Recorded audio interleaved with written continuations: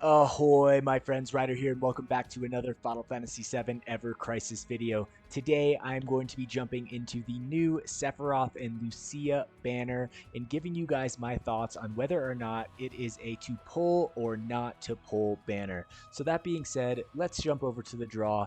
Let's check it out. All right, so the first thing I like to do, I know I also do this in my news week video or my new week video, is check out the costumes. Now, honestly, Sephiroth, not really my style of costume personally, but honestly, I like the color.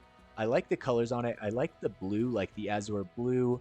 I like the gold trim and the silver. I like the black on the white. I mean, he does look classy. I'm not exactly sure what he's supposed to be. Like, is he going to a ball? Is he about to like usher in a bull with a red cloak? I mean, I feel like if he had like a red cloak right here, he would look just like a matador or something like that, right? Which is pretty crazy because after I actually rode a bicycle across Spain once. I rode from Barcelona to San Sebastian, and I stopped in Pamplona and ran with the bulls with my brother. And so we saw the matadors live in Pamplona. So it's pretty cool. I mean, they do in some ways kind of look similar to him, but I feel like they're going more for like a classical kind of he's going to a ball, Lucia is his date kind of thing going on. Now, as for the sword, I really like the sword. I like the chain that kind of wraps up. The flowers right here look sick. The hilt looks freaking awesome. I like the guard going down. Honestly, it's a super sick sword. It's a really cool graphic. When I get this sword, I will definitely be using this skin. Um, but I just don't know when I'm going to be able to get it. That being said, let's jump over to Lucia right here. She looks absolutely beautiful, guys. I like the freaking holster on the inside of her leg. You can't really see it right there. You can see it. So she's got like her little pistol holster. She's got her like hot pink dress going on with the gun in her hand. I like the netting that goes up her back right here. It looks super beautiful. And then the pendant right here. Everything just is really nice. I like the whole design of this. She looks great. She's got the pink gloves on. It's kind of like a half skirt dress in the front with the long dress in the back, which reminds me of like a half cloak. She just looks great, especially with the short hair right there. She just looks absolutely cute.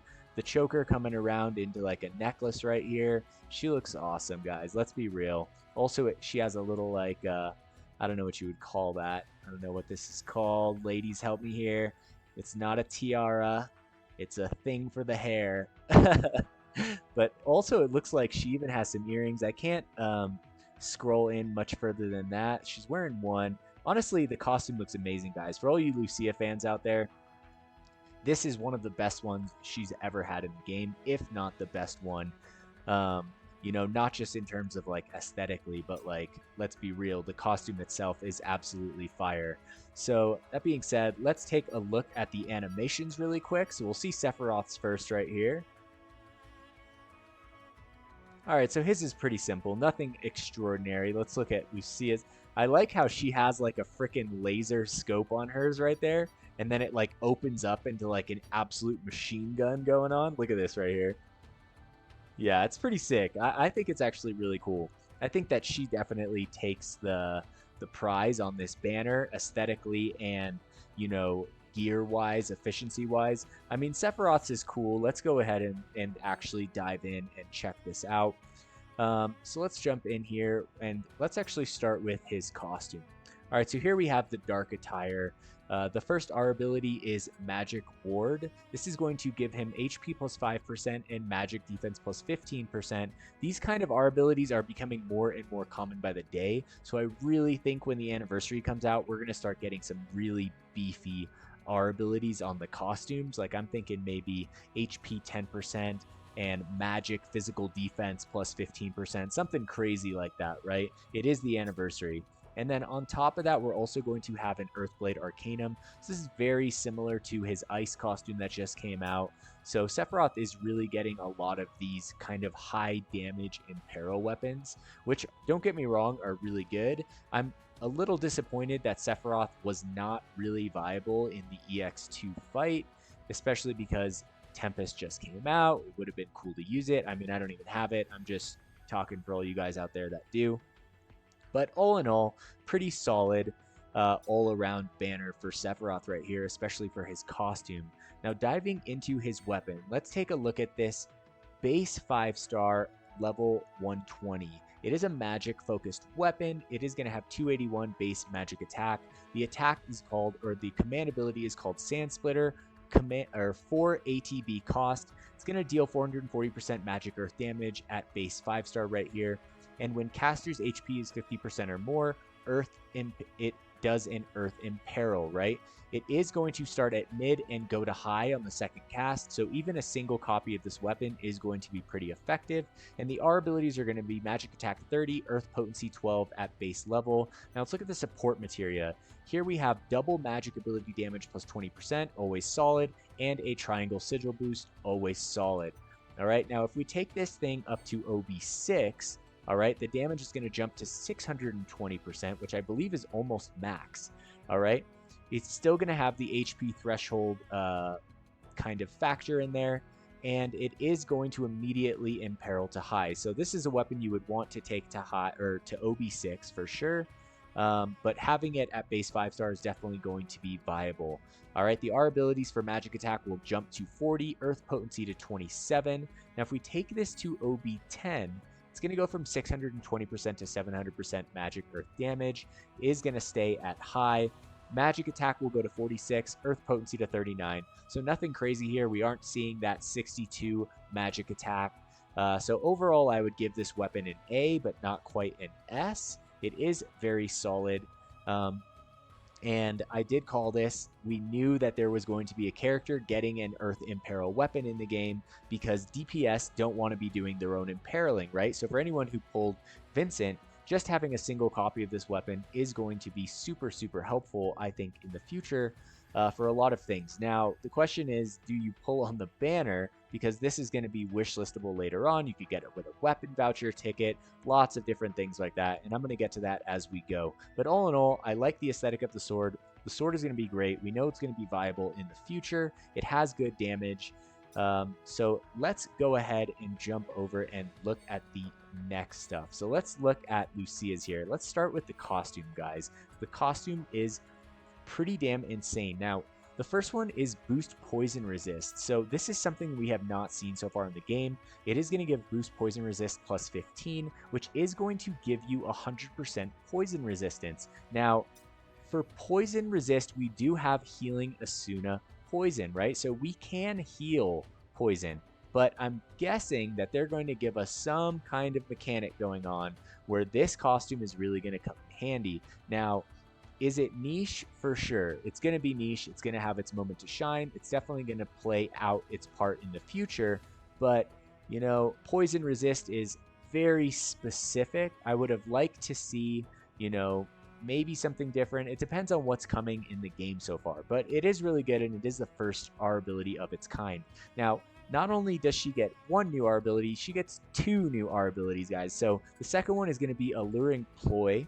This is physical and magic defense plus 20% and physical and magic attack plus 10%. So very, very, very powerful costume here for Lucia. It is absolutely fantastic. For all of you Lucia fans, this is like one of the best things that you could possibly have for her. I mean, I'm so torn because there's a part of me that just wants to be like, no one should be pulling at all right now. The anniversary is right around the corner. So much good stuff is about to drop, and they are going to be hammering us with bait banners, exactly like I said, guys. They are trying everything in their capacity to bait us into spending all of our crystals, and honestly, it's working to some degree. I know a lot of players that are under 20k right now with the anniversary right around the corner, and so that is just, it makes things really tricky, right? Now, let's jump back and let's take a look at her weapon, okay? And let's see how this is going to work. All right, so here we have Nightjar, base 5-star, level 20. It is going to have a diamond sigil break on it. It is a 3 ATB cost, something like Shark Slayer for Barret, something like Silver Collar for Red 13. It's going to deal 260% magic non-elemental damage with a crit chance of 10%. This is going to reduce physical defense mid to high on the second cast, and when buff is granted to self, magic defense is decreased. All right, so it can do basically a physical defense, magic defense break. So it's kind of like an umbrella rod on a 3 ATB cast with a diamond sigil break right here. Now the magic defense break starts at low and goes to mid, right? So not quite as good there, but we'll just have to see how this whole thing pans out. Now for the R abilities here, we have HP at 40, so I'm guessing this goes up to 62, and boost ability potency here at 8, guys. Now for the support materia, we have physical ability damage plus 20%, magic ability damage plus 20%, and triangle sigil boost. So many sigil boost weapons coming out. I feel like they don't want anybody to be putting these weapons in the offhand anymore, or at least they're giving you the opportunity to put them in the main hand if you want to. Now, the weapon itself has exactly even physical and magic attack, which is pretty interesting considering it has physical ability damage and magic ability damage plus 20%. So you can honestly kind of take it both ways. It's very versatile. I really like that about the weapon so far. So I'm really liking it right off the bat. Now at OB6, okay, let's take a look at the debuffs here, the breaks. So we have physical defense break to high immediately on the first cast, so that's great. And when a buff is granted to Lucia, magic defense is also going to go to mid first cast, second cast mid, okay? It is going to be a 62 point HP weapon in the first R ability, and boost ability potency up to 18, so not as high in the second R ability slot right there. Now let's look at this weapon fully maxed out, OB10, all right? Physical defense going to be the same, potency high, duration 24 seconds. The magic defense, however, does not hit high on the break. That would have been absolutely like balls to the wall, insane right there. So I can see why they didn't quite do it. But still, physical defense break and magic defense break when a buff is attached to the person. So if you're on a team, if you're putting Lucia with someone like Matt, someone like Aerith, someone who is basically constantly having buffs up on the party the entire time you're fighting, and I'm guessing as the game goes forward, we're going to have more and more buffs up to the point where essentially you have buffs the entire time you're fighting. So I really, really like the fact that it's when a buff is granted to self. That is pretty damn solid. All in all, I really like this weapon. HP at 62. The only drawback factor is the lower ability potency here, only 26, right? So in the sub stance, you're not even going to be hitting 15 here. You'd be at 13, which is going to get you attack stance, command gauge, max ability, physical, and magic damage plus 8%. But if this was in the main hand, you would be getting the 22%, which is pretty damn solid. So I do have to give this weapon an S ranking, as opposed to Sephiroth's sword, which was going to get an A ranking. So it is very, very good, guys. Now, as for whether or not you should pull or not, here's the thing. If you are a true Lucia fan, and I know there's a few of you guys out there, I feel like this is the banner to go for her, regardless of the fact that the anniversary is right around the corner, even though I do think that Lucia will get an anniversary banner, and I think that the fact that this is coming out is even more of an indication of that. During the 6-month anniversary, we got a bunch of gear for the guys, and now I think for the 1-year anniversary, the girls are going to get a bunch of love. So I would guess that Tifa, Aerith, Yuffie, and Lucia will each get something during the 1-year anniversary. But for all of you true Lucia fans, this is honestly like the true Lucia banner. This is what essentially I feel like, you know, you guys have been waiting for. This is a great weapon, a great costume.